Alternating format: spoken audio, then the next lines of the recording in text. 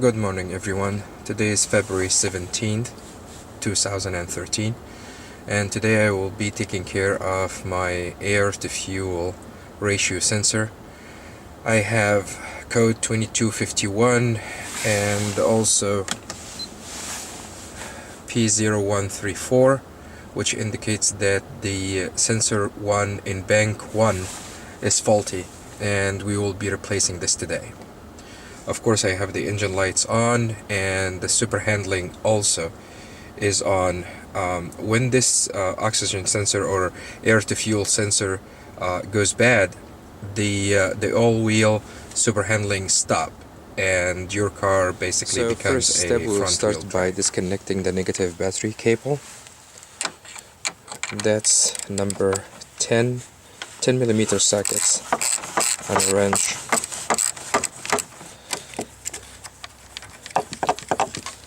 And that's it. And then we're going to take the engine cover, and these are just very simple 2 screws.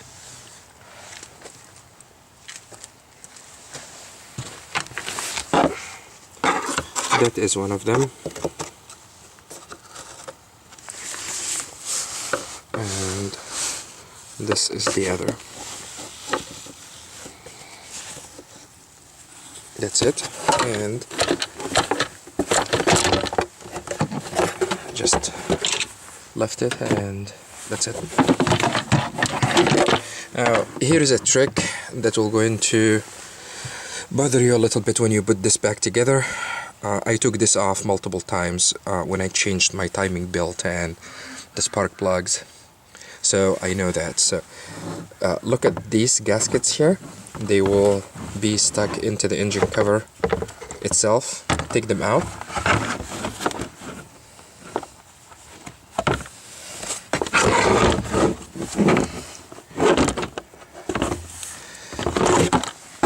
And put them back in here. This way, when you try to push this engine cover back in place, you will have no problems at all.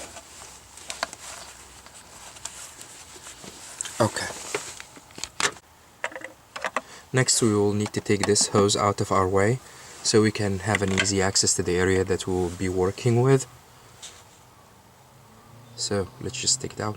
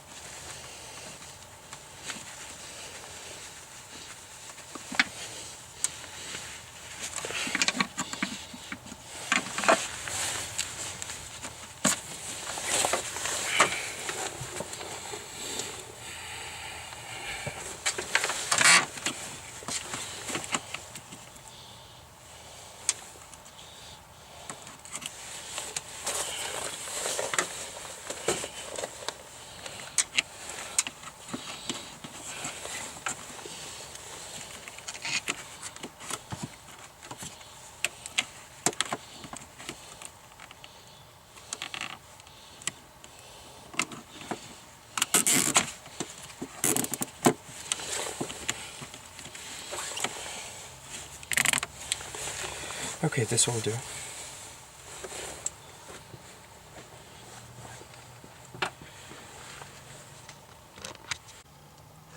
Next, we will need to take a few items out of our way to have access to our work area.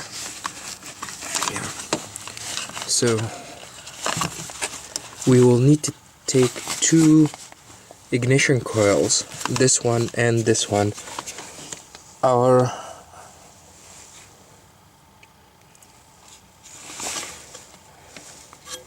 Our sensor wire is underneath here. There is no way to see it while these ignition coils are in place, so we'll just need to take them out. There is a clip here on the left side.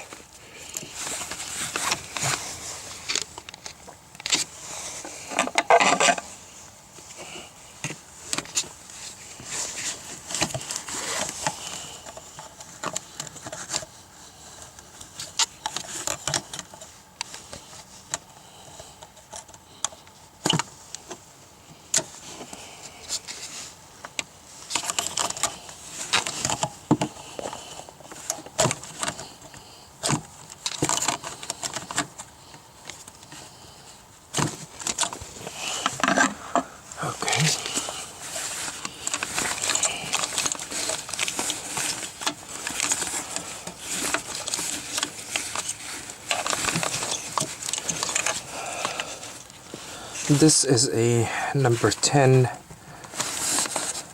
bolt here.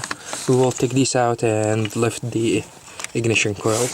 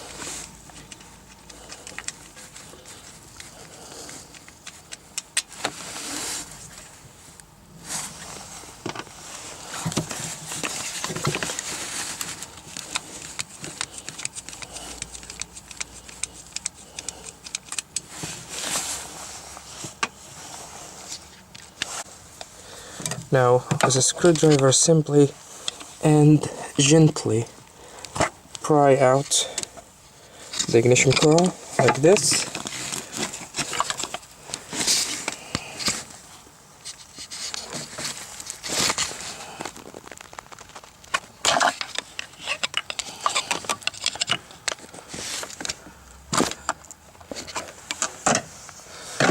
And that's it.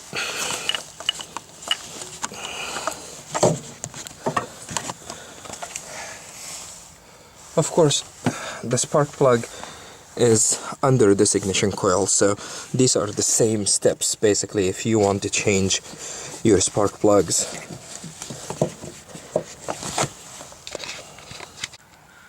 Alright, now we can see the wire for this sensor.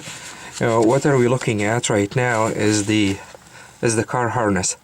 It's not the sensor end, it's the car end. And the clip is right there, right? We need to push on this and pull it up, and then this will be disconnected. The hard part though is to get the part that's attached to the sensor itself. This is a little bit tricky. We'll get to this in a minute. Okay, we disconnected the female part, which is the wire harness for the car itself, and what we see right now is the sensor male part, and here it is with the wire. This is installed in a very tricky way, so let me show you how it works here on the new one.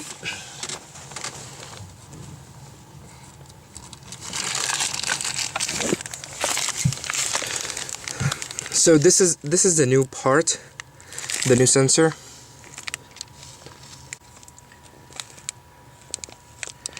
And this is installed into this metal bracket, right, in a kind of awkward way. So imagine that this is the metal bracket and it just stands in the car like this.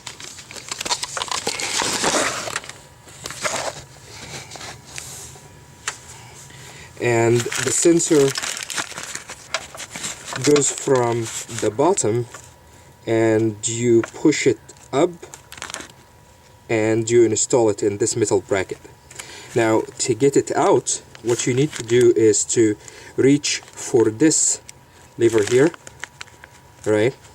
Push on it and then pull down. Okay, it's right there. And all I did, like I said, all I did is I tried to reach to this side, right, and push on it to release the clip, and just push down and it released immediately. Now let me show you here.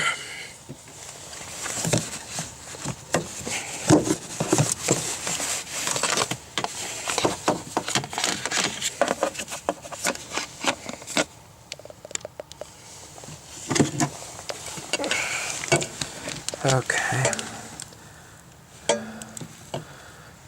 All right.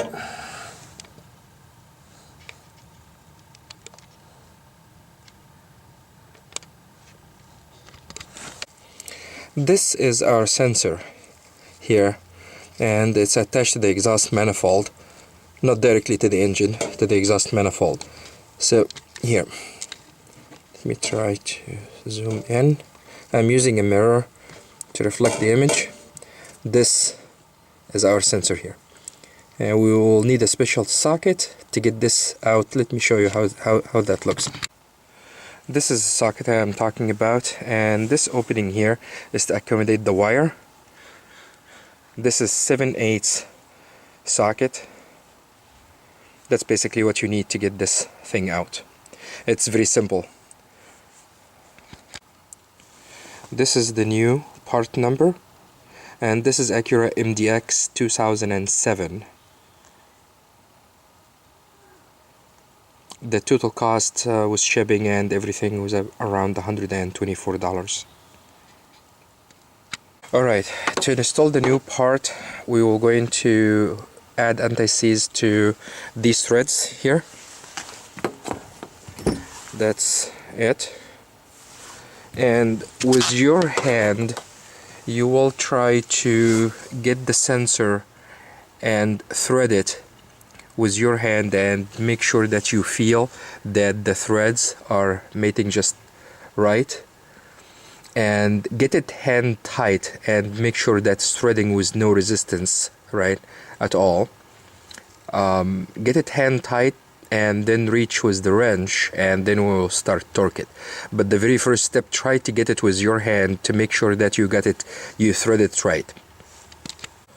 This is the new sensor ready to go in. Use a mirror, and like I said, try to start threading it by hand until you feel it's hand tight, and then we will start torquing it. Right there. Here I get in, just threading it by hand until it's hand tight. You see? We'll continue doing that until we feel that it's hand tight, and then we'll start the torque. So this is an inch-pound torque wrench. It's not foot-pound. The conversion is easy. You just multiply the foot-pound by 12. So we will start by 200, and we will raise it to 300. And 33 foot-pound is 396 inch-pound, almost 400. So we will take it on 3 increments. This extension bar is attached to the socket. So let's try our first. Okay, it clicked.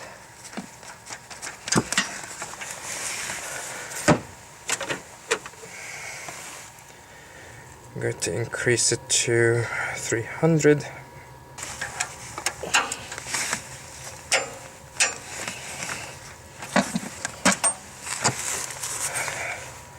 And finally 400.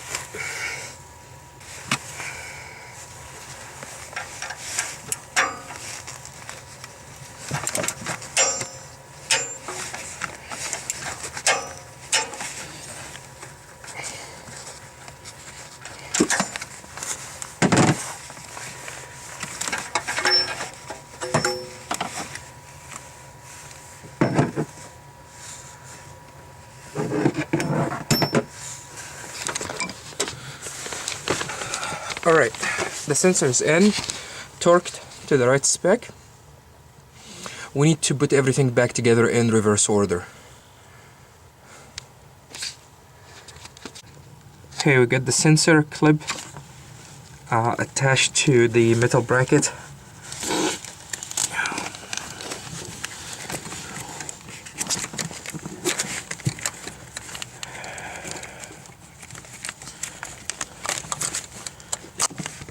Alright, and this one clicked. Okay. Now we need to put the ignition coils back.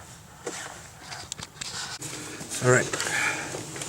Now the ignition coils are back and everything are attached together again. The only thing we'll have to do is just connect this hose again, right there.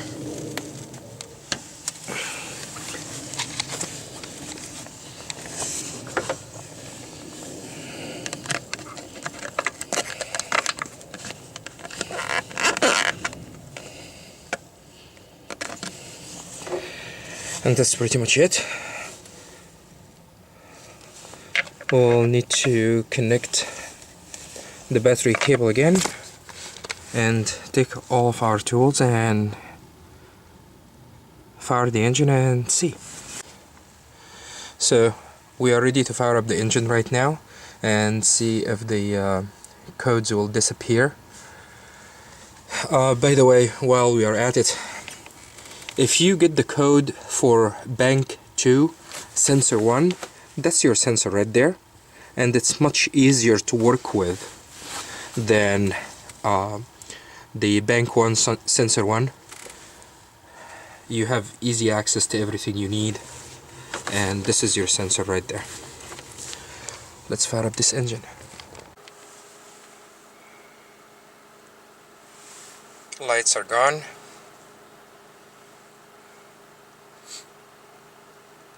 I will need to take this car for a spin and see.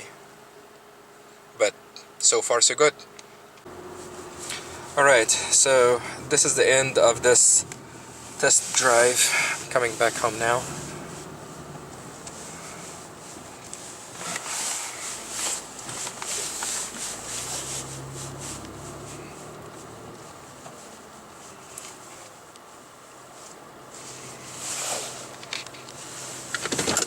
Alright, let's see here.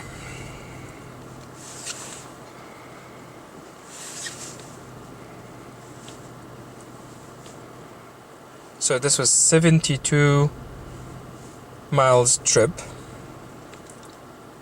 and the mileage is 22, which is wonderful. It used to be 16.2, now it's 22, and the check engine light and the super handling is still off.